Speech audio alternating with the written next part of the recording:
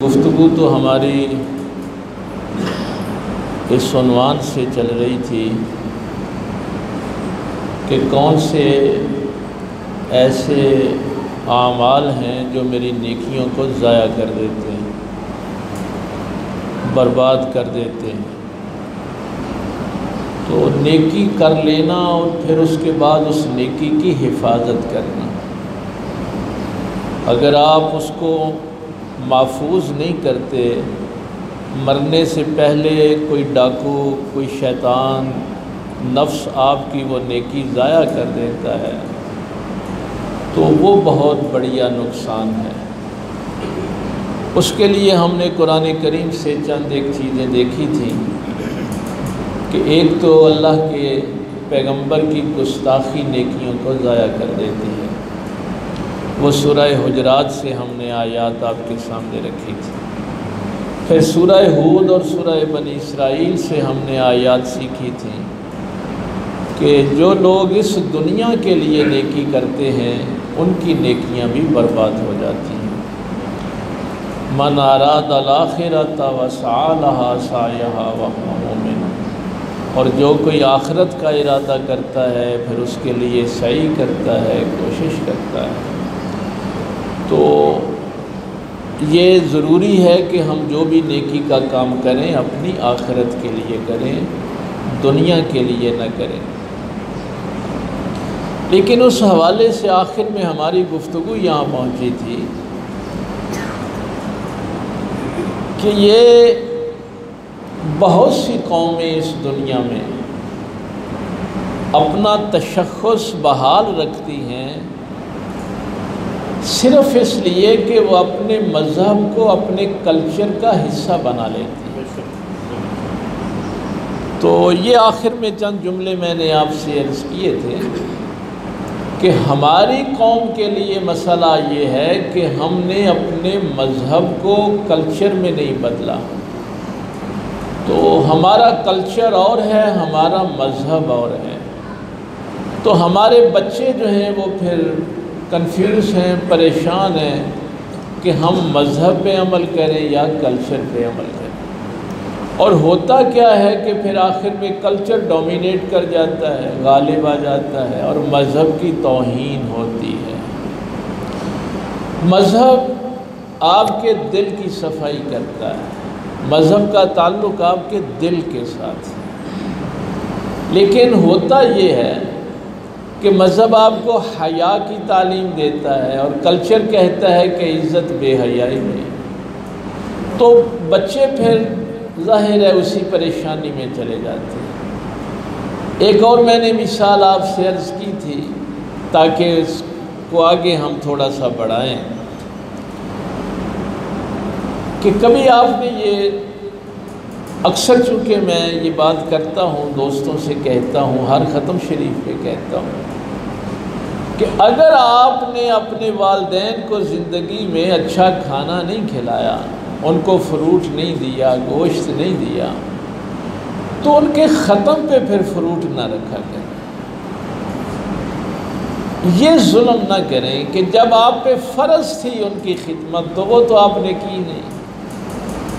تو اس کی بھی وجہ میں نے آپ کو عرض کی تھی کہ زندگی میں ماں باپ پہ خرچ کرنا چونکہ مذہب کا حکم ہے تو وہ ہم نہیں کرتے، ختم ہمارا کلچر ہے تو وہ کلچر ڈومینیٹ کر گیا۔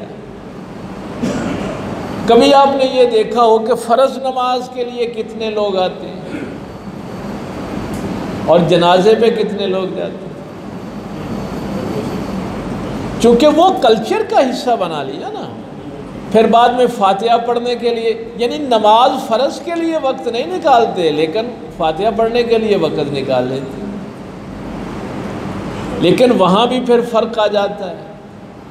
جو میں جملہ شاید پہلے بھی کسی موقع پہ میں نے عرض کیا تھا کہ وہ کلچر کا چونکہ حصہ ہے کہ ہم یہ جو بڑے لوگ ہیں وہ چاہے ڈاکوئی کیوں نہ ہوں، چوری کیوں نہ ہوں، سود خوری کیوں نہ ہوں، اگر ہم مذہب کا حکم سمجھ کے جنازہ پڑھیں تو پھر غریبوں کے جنازے بھی بڑے ہوں۔ اگر ہم اللہ کا حکم سمجھ کے جنازہ پڑھیں تو جب اللہ کے حکم کے مطابق نہیں پڑھتے تو پھر کیا ہے کہ جو کلچر ہے کہ ہم نے بڑوں لوگوں کو سلام کرنی ہے تو بڑے بڑے چوروں کے پھر بڑے جنازے ہوتے ہیں، بڑے ڈاکوؤں کے بڑے جنازے ہوتے ہیں، غریب آدمی متقی پرہیزگار بھی ہو تو چند لوگ جاتے ہیں جنازے کے، وہاں فاتحہ پڑھنے بھی کوئی نہیں جاتا۔ وہ بیمار ہو جائے تو تیمارداری کرنے کتنے لوگ آتے ہیں۔ تو اس کے لیے میں نے آپ کو بتایا تھا کہ بہت سی قومیں اب بھی ڈومینیٹ کرتی ہیں، کیوں؟ اس لیے کہ انہوں نے اپنے بچوں کو اپنے مذہب کے تابع کیا ہے۔ اس کی سب سے بڑی مثال میں نے سکھوں کی دی تھی کہ آپ کے شہر کی اگر 10 لاکھ بھی آبادی ہو تو سکھوں کے ایک بچے پہ تمہارے کلچر کا کوئی اثر نہیں ہوگا۔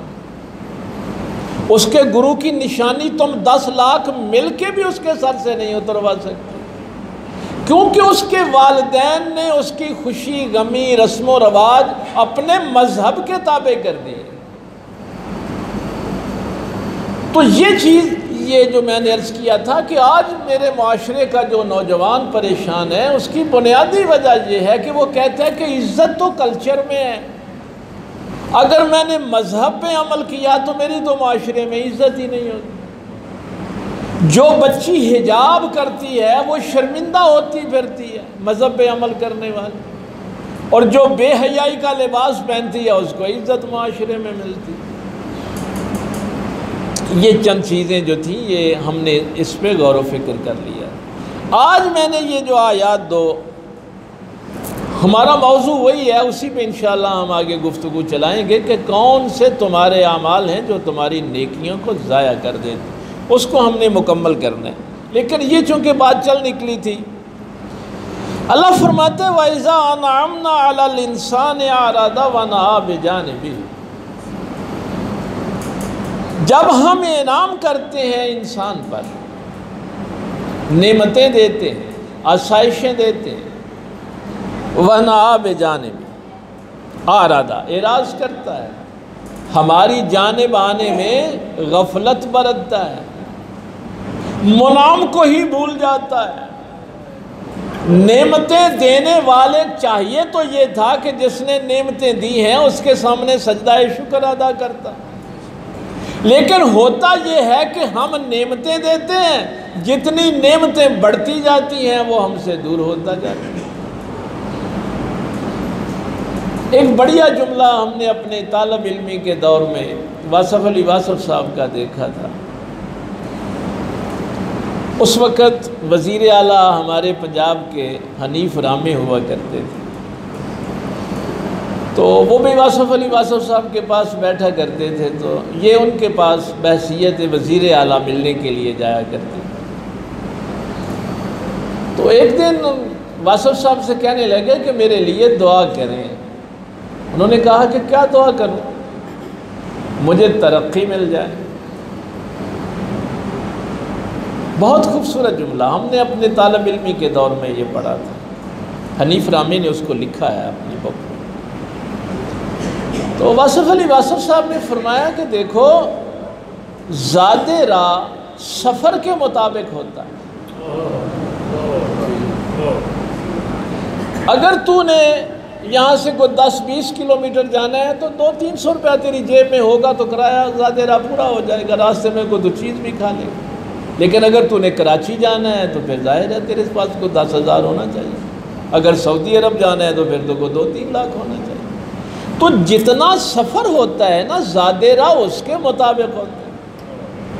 تو رامے صاحب کہتے ہیں کہ میں نے کہا کہ حضور مجھے سمجھ نہیں آئی۔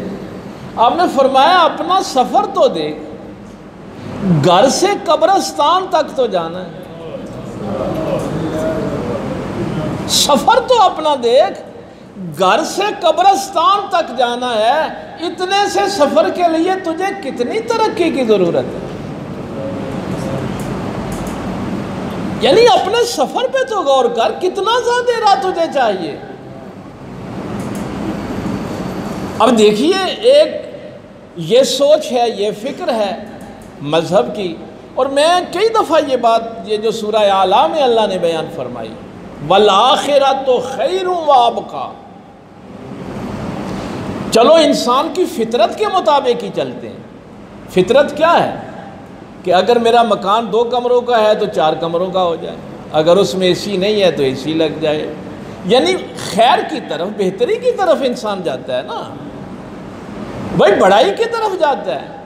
تو اللہ فرماتے ہیں اگر تیری فطرت میں یہ چیز شامل ہے کہ تو بھلائی کی طرف، خیر کی طرف، اچھائی کی طرف جاتا ہے، تو یہ تجھے کیوں سمجھ نہیں آتی کہ آخرت اس دنیا سے بہتر ہے؟ وَالْآخِرَةُ خَيْرٌ، بھائی آخرت بہتر ہے تو پھر اس آخرت کا سفر تو کیوں طے نہیں کرتا؟ باقی چیزیں چھوڑ، وَأَبْقَىٰ، دنیا میں تو جو بھی خیر کمائے گا وہ فانی ہے، لیکن آخرت باقی رہنے والی، اس کی ہر نعمت باقی رہنے والی. تو رامے صاحب کہتے ہیں کہ میں نے پھر عرض کی، میں نے کہا دیکھیے میں سیاسی آدمی ہوں، ڈیرا چلانا ہوتا ہے، لوگ آتے ہیں، مہمان آتے ہیں، بہت کچھ ضروریات ہوتی ہیں. تو فرمانے لگے کہ واصف علی واصف صاحب نے فرمایا رامے صاحب، ترقی کا مطلب اللہ سے غفلت ہے. جتنے تیرے کاروبار بڑھیں گے اتنا تو اللہ سے غافل ہوتا جائے گا، اور اللہ سے کبھی ایسے کاروبار کی دعا نہ مانگنا جو تجھے اللہ سے غافل کر دے. یہ آیا مبارکہ مجھے یاد آتی تھی پھر بار بار کہ اللہ فرماتے ہیں ہم آسائشیں دیتے ہیں، انعامات دیتے ہیں، نعمتیں دیتے ہیں، اور بندہ ہم سے دور ہوتا جاتا ہے. میں اپنا ذاتی واقعہ ایک سناؤں آپ کو. میرا ایک کلاس فیلو تھا، وہ مجھے اپنے گاؤں اس نے بلایا، یتیم تھا، اور اللہ نے اس کو بڑے عہدے پہ پہنچایا، بڑے مقام پہ پہنچایا، پوری دنیا میں اس کا ایک نام تھا. پہلے وہ دعا کیا کرتا تھا مجھے گاڑی مل جائے. گاڑی مل گئی، پھر جیسے خواہش ہوتی ہے بڑی گاڑی مل جائے، پھر اس سے بڑی گاڑی مل جائے. اب بڑی گاڑی ملی تو سوچ کیا ہے کہ اب اس گاڑی میں کوئی اچھے سے گانے جو ہیں نا اس دور کے وہ چلنے چاہیے. نعمت اللہ نے دی ہے اور اس میں قرآن کی تلاوت نہیں لگ سکتی. کیوں بھائی؟ لوگ کیا کہیں گے؟ یعنی کلچر اور مذہب آمنے سامنے کھڑے ہو جاتے ہیں نا. کلچر کہتا ہے کہ اگر تیرے پاس کار ہے تو اس میں گانے تو اچھے تھے، ویڈیو جو ہیں وہ ننگی ہونی چاہیے. یہ ہمارے معاشرے کا جو مذہب اور کلچر کا معاملہ ہے وہ میں عرض کر رہا ہوں. فرمایا ایک تو انسان یہ کرتا ہے کہ نعمتوں سے اعراض کر کے ہماری طرف رجوع نہیں کرتا، ہماری جانب نہیں آتا، غافل ہو جاتا ہے. اب بڑھیا بات، وَإِذَا مَسَّهُ الشَّرُّ، پھر اگر ہم اسے نعمت کوئی شر اس کو مس کر لیں، تھوڑی سی ہم پکڑ کر لیں، اس کی نعمتیں چھین لیں، کانا یئوسا، پھر نا امید ہو جاتا ہے. آندھا ہونتے ہو ہی کوئی نہیں سکتا نا، سارے ہی راہ بند ہو گئے. اللہ سے بھی نا امید ہو جاتا ہے. نعمتیں دیں تو بھی ہم سے دور ہوتا ہے، نعمتیں چھین لیں تو بھی ہم سے دور ہوتا ہے. اگلی آیت آپ کو عرض کرنی تھی، یہ تو اس کا سیاق تھا. قُلْ كُلٌّ يَعْمَلُ عَلَى شَاكِلَتِهِ، اے محبوب صلی اللہ علیہ وسلم آپ فرما دیں کُلٌّ يَعْمَلُ، ہر کوئی عمل کرتا ہے عَلَى شَاكِلَتِهِ، اپنے شاکلہ کے مطابق. یہ شاکلہ عربی زبان کا چونکہ لفظ ہے. پہلے لوگ اس کا یہ معنی کرتے تھے، پرانے جو مفسرین نے اس کا معنی لکھا ہے کہ یا تو اپنی طبیعت کے مطابق عمل کرتا ہے، یا اپنی نیت کے مطابق کرتا ہے، یا اپنے مذہب کے مطابق. اس کو شاکلہ کہتے تھے. نیت، طبیعت اور مذہب، یہ تین چیزیں مل کے انسان کا شاکلہ بناتی. لیکن ہماری جدید دور کے جو سائنسدان ہیں یا ماہرین نفسیات ہیں، وہ کہتے ہیں کہ شاکلہ کے لیے 3 چیزیں ہیں، 3 ہی، لیکن پہلے والدین ہیں، پھر معاشرہ ہے، کلچر جس کو میں کہہ رہا ہوں، خوشی غمی کے اظہار کے طریقے، اور تیسرے نمبر پہ مدرسہ ہے، سکول ہیں، کالجز۔ تو یہ 3 چیزیں مل کے کسی فرد کا یا معاشرے کا شاکلہ بناتے ہیں، کیونکہ یہاں ہے کل یعملو، تمام انسانوں کی بات ہو رہی ہے، پورے معاشرے کی بات ہو رہی ہے کہ جب آپ کسی کا عمل دیکھیں تو پھر آپ نے یہ دیکھنا ہے کہ اس کا شاکلہ کیسے تیار ہوا۔ میں قرآن کریم سے ایک مثال آپ کو عرض کرتا ہوں کہ شاکلہ کو دیکھنا کتنا ضروری ہے۔ سیدہ مریم کے ہاں بیٹا پیدا ہو گیا، عیسیٰ علیہ السلام آ گئے۔ اب جملہ کیا کہا؟ مت قبل ھذا وکنت نسیا منسیا، کاش میں اس سے پہلے مر گئی ہوتی اور لوگ مجھے بھول گئے ہوتے۔ بھائی کام بڑا مشکل ہے، ایک کنواری بچی جب بچہ اٹھا کے جائے گی معاشرے میں تو آپ دیکھتے ہی ہیں کہ کیا حال ہوگا اس کا۔ اب اللہ کا حکم ہے کہ بچے کو اٹھاؤ اور جاؤ مسجد اقصیٰ میں جہاں یہودیوں کے علماء بیٹھے ہوئے۔ تو قرآن کریم نے پھر یہ سارا سورہ مریم کا پورا رکوع آپ دیکھ سکتے ہیں جا کے۔ میں شاکلہ کی بات کرنے لگا۔ یہودی علماء نے جب سیدہ مریم کو دیکھا تو دیکھتے ہی کہا یا اخت ہارون، اے ہارون کی بہن، ما کان ابوک امرأ سوء وما کانت امک بغیہ، نہ تو تیرا باپ ہی برا آدمی تھا نہ تیری ماں بدکار تھی۔ دیکھیے شاکلہ کیا ہوتا ہے، بھائی تیرا نبی، باپ تیرا نیک، ماں تیری نیک، یہ تو بچہ کہاں سے لے آئی؟ یعنی جب بھی کوئی عمل کرتا ہے تو لوگ اس کے شاکلہ کو دیکھ کے بات کرتے ہیں، توقع نہیں کرتے۔ وہ ایک بڑھیا بات علامہ اقبال کے حوالے سے، بڑے لوگوں کے گھروں میں پیدا ہونا بھی بڑی مصیبت ہوتی ہے۔ بھائی لوگ توقع نہیں نہ کرتے آپ سے۔ میں کئی دفعہ اس کی مثال اپنے شاگردوں کو بھی دیتا ہوں کہ مثلاً آپ گلی کوچے میں جاتے آئس کریم کھا رہے ہیں، کلفی کھا رہے ہیں، لیکن میں بازار میں چلتا ہوا نہیں کھا سکتا، شریعت نے تو منع نہیں کیا۔ تو ہماری جدید سائنس یہ کہتی ہے کہ شاکلہ کے لیے جو پہلی چیز ہے وہ والدین۔ آپ جو عمل کرتے ہیں 95% اپنے والدین کی تربیت پہ کرتے ہیں، اور جدید نفسیات نے یہ بات ثابت کی ہے کہ 95% لوگ اپنے گھر کی تربیت پہ مرتے ہیں۔ اب دیکھیے جیسی میں نے پہلے عرض کی کہ اگر ایک سکھ والدین اپنے بچے کا شاکلہ بنا دیتے ہیں تو وہ آپ کے سکول میں پڑھے، آپ کے کالج میں پڑھے، آپ کے بازاروں میں سودا خریدے، لیکن وہ اپنے والدین کی تربیت کو نہیں چھوڑتا۔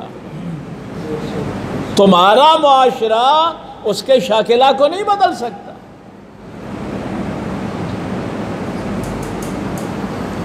اب ہوا کیا کہ جب مذہب اور کلچر علیحدہ علیحدہ ہو گئے، میرے بچوں کے لیے یہ مسئلہ کیوں بنا؟ اب میں نے بچے سے کہا تھا کہ بیٹا جھوٹ نہیں بولنا، جھوٹ پہ اللہ کی لعنت ہے۔ وہ میرا بچہ جب دکان پہ سودا لینے جاتا ہے، وہاں ملاوٹ دیکھتا ہے، وہ کہتا ہے یہ تو جھوٹ والا کام ہے، فروٹ والے نے بھی جھوٹ بولا، دودھ بیچنے والے نے بھی جھوٹ بولا۔ وہ کسی آفس میں کام پہ جاتا ہے، میں اس کو کہتا ہوں بیٹا رزق حلال کمانا ہے، وہاں ہر وقت اس کو رشوت اور سفارش کا سامنا ہوتا ہے۔ اب وہ بچہ پریشان ہو جاتا ہے۔ کہ میرے باپ نے غلط کہا ہے یا یہ معاشرہ غلط کہہ رہا ہے؟ اگر معاشرہ بھی، اگر ماں باپ نے سچ کی بات کی تھی تو معاشرہ بھی سچ کو عزت دیتا تو شاکلہ کتنا خوبصورت بنتا۔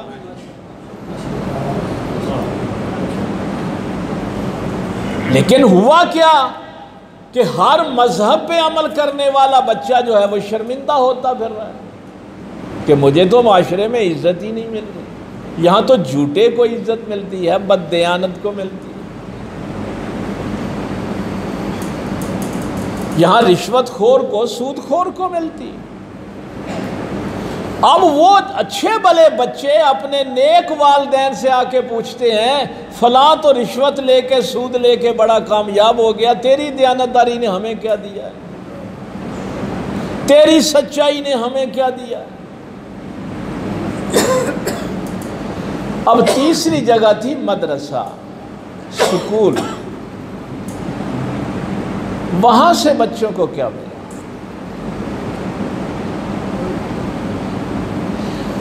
اب جو والدین اپنے بچوں کا شاکلہ بنانا چاہتے ہیں مذہب کے مطابق، ان کے سامنے معاشرہ بھی کھڑا ہے اور سکول بھی کھڑا ہو گیا۔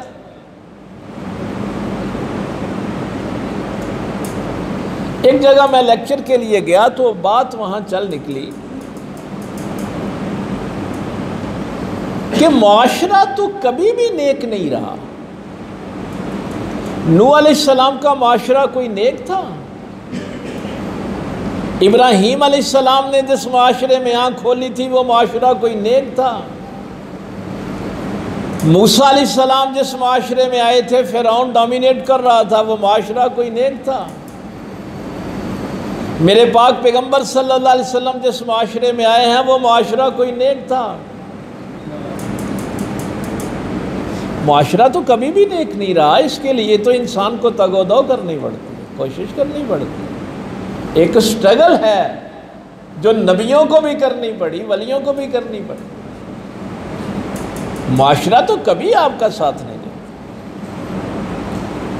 بات تو صحیح ہے، اس میں کوئی شک نہیں۔ جہاں سے میں نے بات شروع کی تھی 2 جمعے پہلے، شعوری ایمان کی، شعوری ایمان جو ہے، جو سوچ سمجھ کے اللہ کی توحید کو مانتا ہے، وہ پھر معاشرے کے سامنے کھڑا ہوتا ہے۔ جس کو پتہ ہے کہ مجھے اللہ نے پیدا آخرت کے لیے کیا، وہ پھر اس دنیا کی عزت کو نہیں دیکھتا۔ قرآن کریم کی 2 آیتیں ہمیشہ ذہن میں رکھیں۔ زُيِّنَ لِلَّذِينَ كَفَرُوا الْحَيَاةِ الدُّنْيَا، اس دنیا کی زینت تو ہم نے کافروں کے لیے بنائی ہے۔ وَيَسْخَرُونَ مِنَ الَّذِينَ آمَنُوا، اور وہ دنیا کی زینت والے مومنوں کا تمسخر اڑاتے ہیں، مذاق اڑاتے ہیں، ان کو زندگی گزارنے کا پتہ نہیں ہے۔ وَالَّذِينَ اتَّقَوْا فَوْقَهُمْ يَوْمَ الْقِيَامَةِ، پتہ تو قیامت والے دن لگے گا نا عزت والا کون ہے۔ اب جس کا عقیدہ آخرت بہتر ہے وہ اس معاشرے کے سامنے کھڑا ہو جائے گا، مجھے اس معاشرے کی عزت نہیں چاہیے۔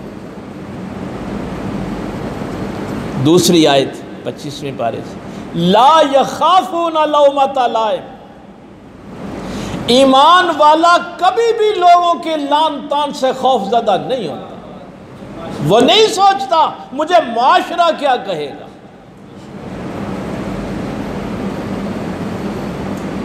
ہاں، مدرسے کا ضرور قصور ہے، غلطی ہے۔ کیوں؟ وہاں میں نے یہ مثال دی تھی کہ بلال کو کس نے جرت دی تھی کہ وہ سرداروں کے سامنے کھڑا ہو جائے کلمہ توحید لے کے؟ کس نے جرت دی تھی؟ سلمان فارسی کو، کہ اپنے باپ کے آتش کدے سے بغاوت کر کے نبی کی تلاش میں چل نکلا۔ ابو ذر غفاری کو کس نے جرت دی تھی؟ اقبال نے بھی اسی لیے کہا تھا اقبال نے معاشرے کی بات نہیں کی تھی، اقبال نے کہا تھا گلا تو گونٹ دیا اہل مدرسہ نے تیرا، کہاں سے آئے صدا لا الہ الا اللہ۔ شاکلہ میں جو سب سے اہم کردار ہے وہ میرے مدرسے کا اور میرے سکول کا کردار ہے۔ ہاں وہاں پھر میں نے ان کو یہ بتایا تھا کہ معاشرہ ضرور برا تھا، مکے کا معاشرہ اچھا معاشرہ نہیں تھا، ظالم معاشرہ تھا، بچیوں کو زندہ درگور کرنا، اپنی ماں سے شادی کر لینا، سود، ظلم، بربریت۔ لیکن اس معاشرے میں بلال کا کردار کیوں؟ یہ کمال تھا اس مدرسے کا جس مدرسے کے انچارج میرے پاک پیغمبر صلی اللہ علیہ وسلم۔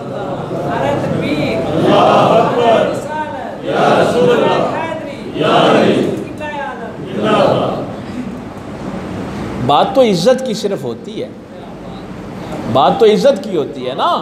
جو میری ماں بہن بیٹی برا لباس پہن کے ننگے سر باہر نکلتی ہے اپنی عزت کے لیے ہی نکلتی ہے نا، کہ مجھے معاشرے میں عزت ملے۔ اب بلال کو معاشرہ تو عزت نہیں دیتا تھا، لیکن اللہ کا پیغمبر ہاتھ پکڑ کے ہمیشہ بلال کو اپنے ساتھ بٹھاتا۔ اور یہ عزت جب مدرسے میں کسی کو ملتی ہے، خانقاہ میں ملتی ہے، مسجد میں ملتی ہے،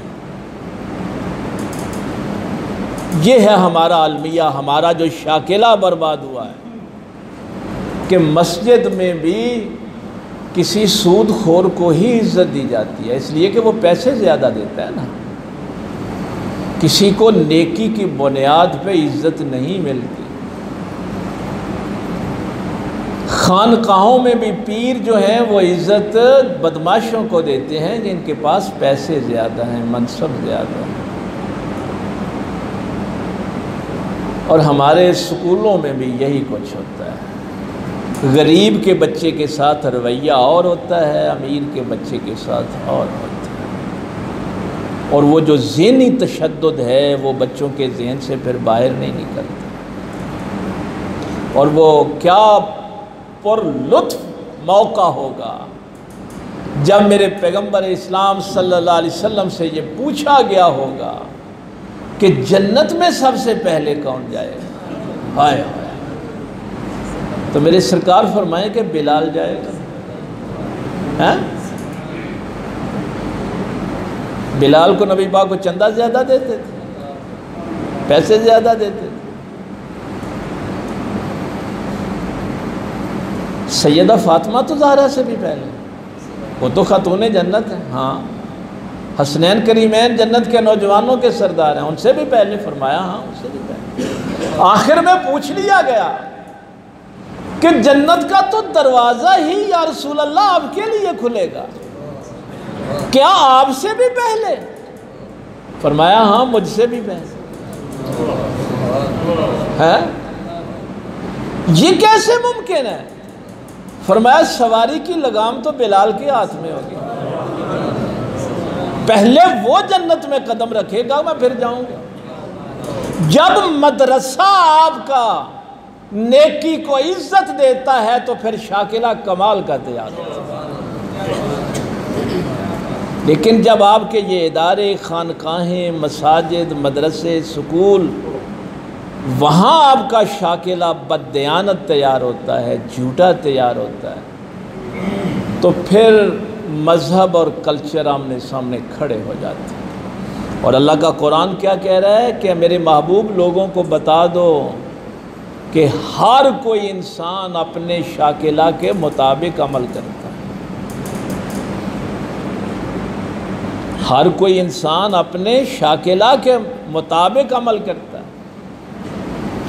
تو شاکلہ والدین نے بھی بنانا ہے، معاشرے نے بھی بنانا ہے۔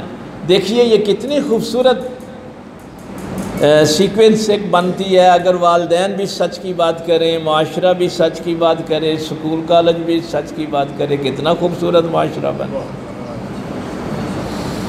لیکن جب والدین ہی نہیں چاہتے، سیدھی سی بات ہے، کتنے والدین ہیں جو یہ چاہتے ہیں کہ ہماری اولاد سچی ہو؟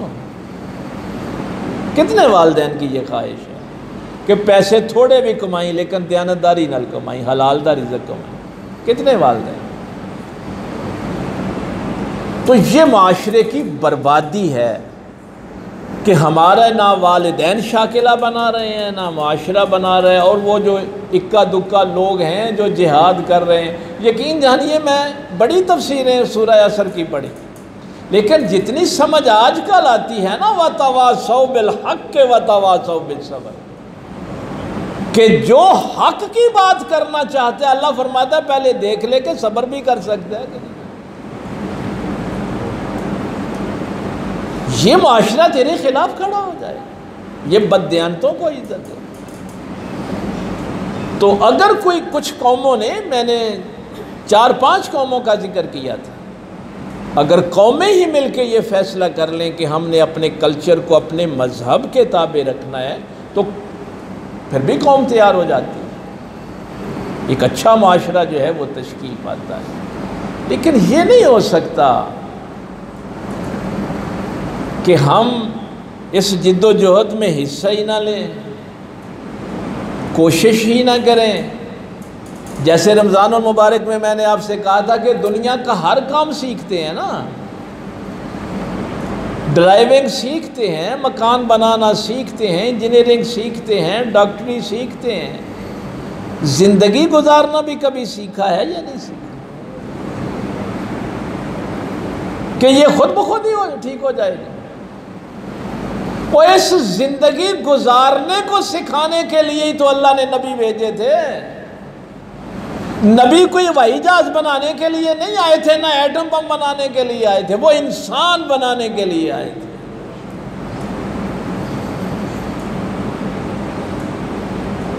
تو ہم نے اصل میں ابھی والدین نے فیصلہ نہیں کیا کہ ہم نے زندگی گزارنا بھی سیکھنا ہے یا نہیں سیکھنا۔ یہ والدین اچھی طرح سن لیں، یہ میرا تجربہ ہے، چونکہ ہماری پبلک ڈیلنگ ہے۔ معاشرہ، خانقاہ، مدرسہ، سکول، مسجد، یہ تو بہت بعد کی بات ہے۔ ایک بچہ بڑا نیک ہو، رزق حلال کماتا ہو، کسی کو گالی نہیں دیتا، نگاہ نیچی رکھتا ہے، حیا والا ہے، اگر وہ پیسے کم گھر لاتا ہے تو اس کے ماں باپ اس کی عزت نہیں کرتے، اس کے بہن بھائی اس کی عزت نہیں کرتے، اس کا دوسرا بھائی شرابی ہے، بے نمازی ہے، بے غیرت ہے، بے حیا ہے، لیکن اگر وہ رشوت کے پیسے گھر زیادہ لا رہا ہے تو ہر فیصلہ اس سے کروایا جاتا ہے۔ معاشرے کو میں کیا کہوں، میرے گھر میں میرے ماں باپ نیکی کی عزت نہیں کرتے، بہن بھائی عزت نہیں کرتے، اس کو اپنا رشتہ دار ماننے کے لیے تیار نہیں۔ تو یہ زندگی خود بخود نہیں بن جاتی۔ قرآن کریم نے یہ بات بیان فرمائی ہے کہ جتنے بھی بستیاں ہم نے پہلے تباہ کی اسی وجہ سے کی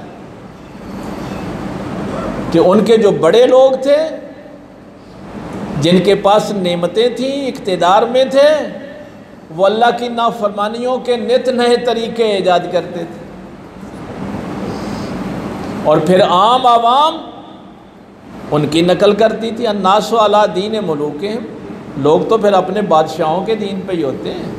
ہمارے وزیر اعظم نے اپنی بچی کی شادی کیسے کی، ہمارے فلاں نے کیسے کی، اس نے کنجر خانہ کروایا تو میں بھی کرواؤں، صاحب عزت بن جاؤں۔